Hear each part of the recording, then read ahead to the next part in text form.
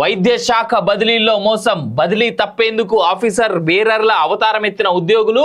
ఒక్క సంఘం నుంచి ఆఫీస్ బేరర్లుగా 300 మందికి పత్రాలు. ఆ యూనియన్కు అసలు గుర్తింపే లేదంటున్న ఉద్యోగులు. అధికార పార్టీ అనుబంధ సంఘం ముసుగులో దందా, 2 కోట్ల మేర వసూళ్లు, నేటి నుంచి శాఖలో బదిలీలు అంటూ చూస్తా ఉన్నాం. వైద్య ఆరోగ్య శాఖలో గురువారం బదిలీల ప్రక్రియ మొదలు కానున్న నేపథ్యంలో కొందరు ఉద్యోగులు ఉన్న చోటున కొనసాగేందుకు కొత్త మోసానికి తెరలేపారు.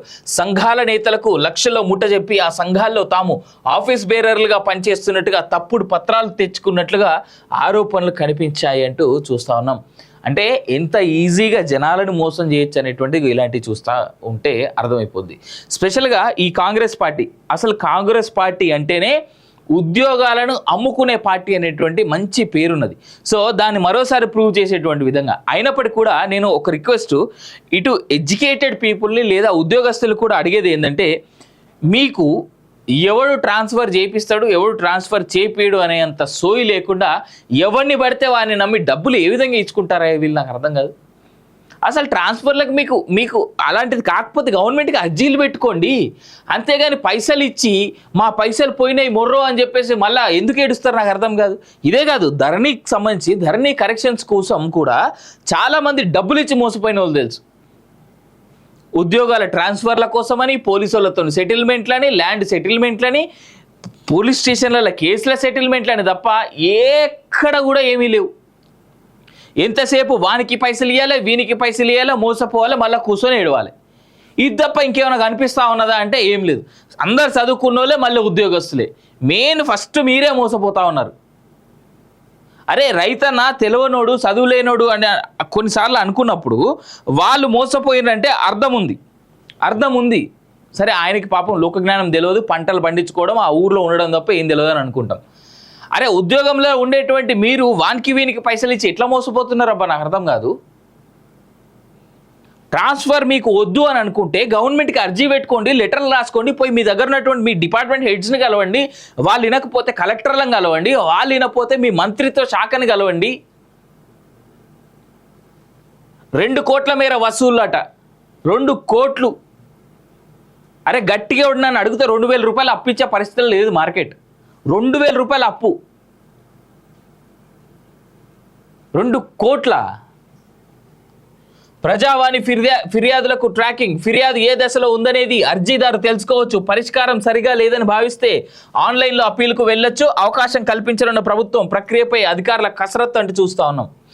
ఇది కానీ సక్సెస్ అయితే నాకు తెలిసి రేవంత్ రెడ్డి చాలా చాలా మంచి పేరు తెచ్చుకునేందుకు అవకాశం ఉంది. ఎందుకో చెప్తా చూడండి.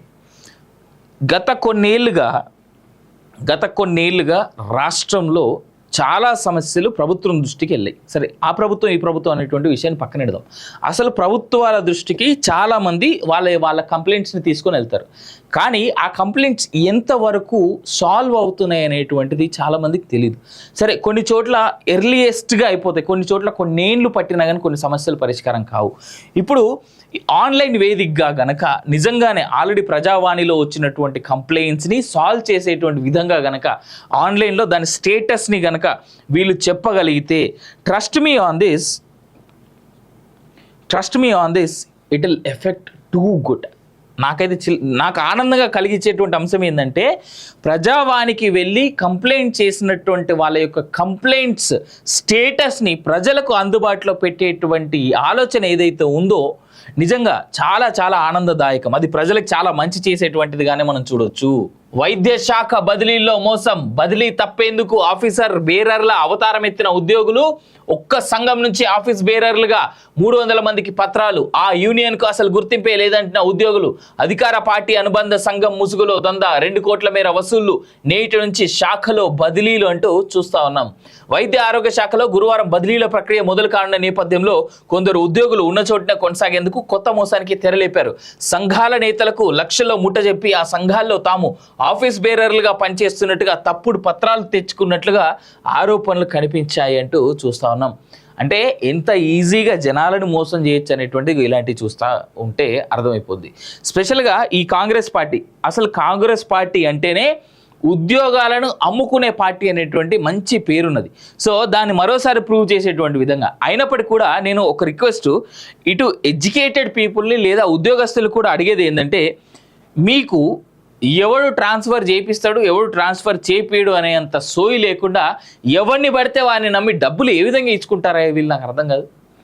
అసలు ట్రాన్స్ఫర్లకు మీకు అలాంటిది కాకపోతే గవర్నమెంట్కి అర్జీలు పెట్టుకోండి, అంతేగాని పైసలు ఇచ్చి మా పైసలు పోయినాయి మొర్రో అని చెప్పేసి మళ్ళీ ఎందుకు ఏడుస్తారు నాకు అర్థం కాదు. ఇదే కాదు, ధరణికి సంబంధించి ధరణి కరెక్షన్స్ కోసం కూడా చాలామంది డబ్బులు ఇచ్చి మోసపోయిన వాళ్ళు తెలుసు.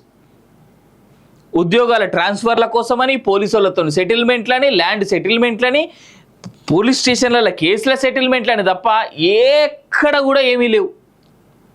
ఎంతసేపు వానికి పైసలు ఇవ్వాలి, వీనికి పైసలు ఇవ్వాలి, మోసపోవాలి, మళ్ళీ కూర్చొని ఏడవాలి. ఇది తప్ప ఇంకేమైనా కనిపిస్తూ ఉన్నదా అంటే ఏం లేదు. అందరు చదువుకున్న వాళ్ళే మళ్ళీ ఉద్యోగస్తులే. మెయిన్ ఫస్ట్ మీరే మోసపోతూ ఉన్నారు.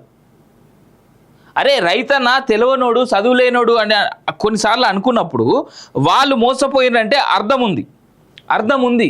సరే ఆయనకి పాపం లోకజ్ఞానం తెలియదు, పంటలు పండించుకోవడం ఆ ఊర్లో ఉండడం తప్ప ఏం తెలియదు అని అనుకుంటాం. అరే ఉద్యోగంలో ఉండేటువంటి మీరు వానికి వీనికి పైసలు ఇచ్చి ఎట్లా మోసపోతున్నారు అబ్బా నాకు అర్థం కాదు. ట్రాన్స్ఫర్ మీకు వద్దు అని అనుకుంటే గవర్నమెంట్కి అర్జీ పెట్టుకోండి, లెటర్లు రాసుకోండి, పోయి మీ దగ్గర ఉన్నటువంటి మీ డిపార్ట్మెంట్ హెడ్స్ని కలవండి, వాళ్ళు వినకపోతే కలెక్టర్లను కలవండి, వాళ్ళు వినకపోతే మీ మంత్రిత్వ శాఖని కలవండి. 2 కోట్ల మేర వసూళ్ళట, 2 కోట్లు. అరే గట్టిగా ఉన్నాను అడిగితే 2,000 రూపాయలు అప్పు ఇచ్చే పరిస్థితులు లేదు మార్కెట్. 2,000 రూపాయల అప్పు, 2 కోట్ల. ప్రజావాణి ఫిర్యాదులకు ట్రాకింగ్, ఫిర్యాదు ఏ దశలో ఉందనేది అర్జీదారు తెలుసుకోవచ్చు. పరిష్కారం సరిగా లేదని భావిస్తే ఆన్లైన్లో అప్పీలుకు వెళ్ళొచ్చు. అవకాశం కల్పించనున్న ప్రభుత్వం, ప్రక్రియపై అధికారుల కసరత్తు అంటూ చూస్తూ ఉన్నాం. ఇది కానీ సక్సెస్ అయితే నాకు తెలిసి రేవంత్ రెడ్డి చాలా చాలా మంచి పేరు తెచ్చుకునేందుకు అవకాశం ఉంది. ఎందుకో చెప్తా చూడండి. గత కొన్నేళ్లుగా రాష్ట్రంలో చాలా సమస్యలు ప్రభుత్వం దృష్టికి వెళ్ళాయి. సరే ఆ ప్రభుత్వం ఈ ప్రభుత్వం అనేటువంటి విషయాన్ని పక్కన పెడదాం. అసలు ప్రభుత్వాల దృష్టికి చాలామంది వాళ్ళ కంప్లైంట్స్ని తీసుకొని వెళ్తారు. కానీ ఆ కంప్లైంట్స్ ఎంతవరకు సాల్వ్ అవుతున్నాయి అనేటువంటిది చాలామందికి తెలియదు. సరే కొన్ని చోట్ల ఎర్లియెస్ట్గా అయిపోతాయి, కొన్ని చోట్ల కొన్నేళ్ళు పట్టినా కానీ కొన్ని సమస్యలు పరిష్కారం కావు. ఇప్పుడు ఆన్లైన్ వేదికగా గనక నిజంగానే ఆల్రెడీ ప్రజావాణిలో వచ్చినటువంటి కంప్లైంట్స్ని సాల్వ్ చేసేటువంటి విధంగా గనక ఆన్లైన్లో దాని స్టేటస్ని గనక వీళ్ళు చెప్పగలిగితే trust me on this it will effect too good. నాకు ఆనందంగా కలిగించేటువంటి అంశం ఏంటంటే ప్రజావాణికి వెళ్ళి కంప్లైంట్ చేసినటువంటి వాళ్ళ యొక్క కంప్లైంట్స్ స్టేటస్ని ప్రజలకు అందుబాటులో పెట్టేటువంటి ఆలోచన ఏదైతే ఉందో నిజంగా చాలా చాలా ఆనందదాయకం. అది ప్రజలకు చాలా మంచి చేసేటువంటిదిగానే మనం చూడొచ్చు.